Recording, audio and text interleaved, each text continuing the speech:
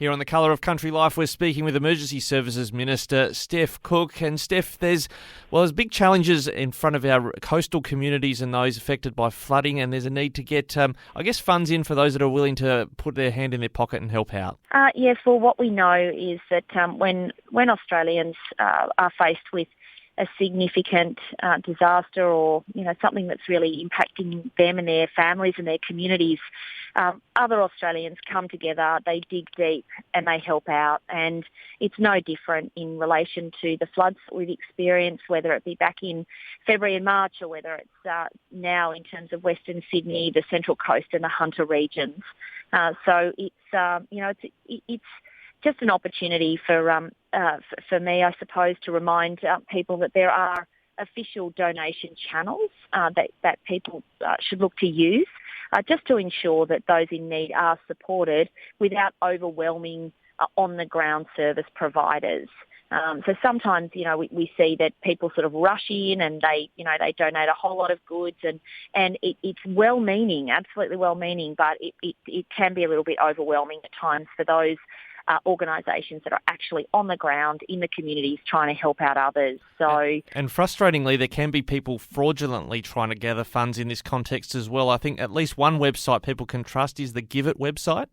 Give It is absolutely incredible. They are an amazing organisation, and that's why the New South Wales government has partnered with them, and because they allow councils and local charities and community groups to advise exactly what is required on behalf of the people that they are trying to help, and then Give It works with them to provide through an online warehouse exactly what a family or an organisation requires. So it's really matching an actual need that's been identified with a donated good from someone who really wants to help out those people who need it most. And that website, I believe, is givit.givit.org.au. When it comes to fire safety in homes, there's been some tragic figures come out across regional Australia, but certainly in New South Wales, about people, have got themselves in a bit of trouble because they haven't paid enough attention to smoke alarm maintenance? Yes. Tragically, since the start of June, we've seen 9 people lose their lives in house fires across New South Wales, which is more than double the entire 2021 fire season with a death toll of 4. So it's tragic to see. And what we'd really like people to appreciate is that fire can engulf a home in a matter of minutes, and the smoke won't necessarily wake you up, but a smoke alarm will. And therefore it can literally be the difference between life and death. And so I'm respectfully asking people, residents, landlords and tenants across the state to make sure that they have a working smoke alarm in their home.